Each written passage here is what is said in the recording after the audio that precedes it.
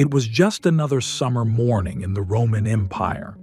The streets of Pompeii were alive, merchants calling out in the forum, children racing through the alleys, the smell of fresh bread drifting from the bakeries. Life was busy, noisy, colorful, and above it all, Mount Vesuvius stood silently, a familiar giant on the horizon. To the people of Pompeii, it was harmless. But by nightfall, their world would vanish, buried under ash, frozen in time, forgotten for nearly 2,000 years. And what was uncovered centuries later shocked the world in ways no one expected. Pompeii wasn't just a small settlement. It was a thriving Roman city of nearly 12,000 people, resting on the Bay of Naples. Imagine walking its streets, paved with stone, worn smooth by countless footsteps. On each side, taverns serving wine, bakeries with ovens still warm, shops displaying oil lamps, jewelry, and pottery.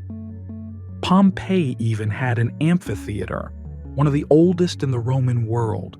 Picture the roar of a crowd, the clash of gladiators, music echoing through stone arches. And then there were the bathhouses, not just for bathing, but for socializing, striking deals, spreading rumors. The walls still hold inscriptions scratched by visitors, names and jokes carved into the plaster. Graffiti was everywhere, playful, personal, human. Messages of love, insults against rivals, drawings of ships and animals. These voices from ordinary Romans still whisper through the ruins. Pompeii was alive, vibrant, and familiar. Its people worked, played, argued, celebrated, and always in the background, the shadow of Mount Vesuvius. To them, harmless. To us, a ticking clock. They thought it was just a mountain, but the mountain was about to kill them all. August 24th, 79 AD. Morning began like any other, but by midday the ground began to tremble. Then came the sound. A deafening roar ripped through the sky. Mount Vesuvius had erupted. A column of ash, fire, and smoke blasted upward nearly 20 miles high. Imagine looking up and watching daylight vanish, replaced by a swirling black cloud. At first, people were stunned. Some ran into the streets. Others prayed in their homes. Many thought it would soon pass. But the eruption only grew worse. Ash began to fall like snow.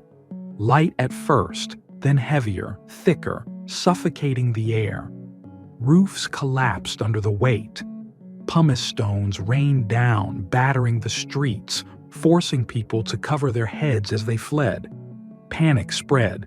Some tried to reach the harbor, hoping to escape by sea. But the ash cloud turned day into night, and navigation was impossible. And then came the most terrifying phase: pyroclastic flows. Superheated avalanches of gas and ash racing down the volcano faster than a man could run. They swallowed everything in their path. In an instant, entire families were gone, lives extinguished without a scream. By the end of the second day, Pompeii was gone, buried under more than 15 feet of ash and stone. But the story doesn't end here, because what lay beneath would one day return, frozen in its final moments. For centuries, the city lay forgotten. Farmers plowed their fields above it, never realizing they were walking on the roofs of buried houses.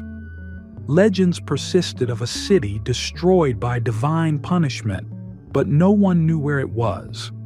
Pompeii had vanished into silence. 17 centuries later, in the early 1700s, workers digging near Naples uncovered strange walls and painted plaster. They had stumbled upon a forgotten world. Excavations soon revealed streets, fountains, homes, temples. The city of Pompeii had been rediscovered. For archaeologists, it was like stepping back in time. Unlike ruins weathered by centuries, Pompeii had been sealed, preserved in the very moment of its destruction.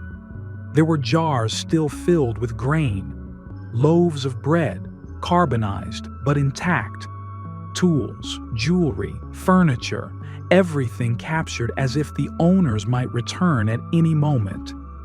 And then came the most haunting discovery of all: hollow spaces in the hardened ash, shaped like bodies. By carefully pouring plaster into these voids, archaeologists revealed faces, expressions frozen in their final moments: a mother shielding her child, a man covering his mouth, dogs curled in agony. For the first time in history, we weren't just reading about the Romans. We were looking into their faces. And what those ruins revealed shocked the world even more. Pompeii gives us a glimpse of Roman life unlike anything else. The graffiti on the walls shows us their humor, their rivalries, their love affairs. The frescoes show us their art and their beliefs, gods, myths, and dreams. The objects in their kitchens show us what they ate: bread, olives, fish sauce. It is a city frozen in the middle of an ordinary day, a time capsule of daily life. And yet, Pompeii also reminds us of nature's power.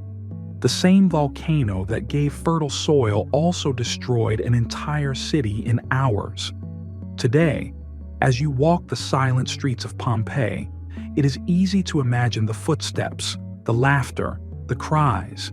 It is a place where past and present blend, where life and death stand side by side.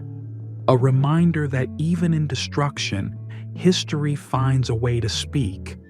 But Pompeii leaves us with one haunting question: if an entire city could vanish in a single day, what could happen to us? Pompeii's rediscovery didn't just reveal the past, it changed the future. Artists, writers, and architects across Europe were fascinated by what they saw. The vivid frescoes inspired new styles of painting. Roman villas became models for palaces and gardens.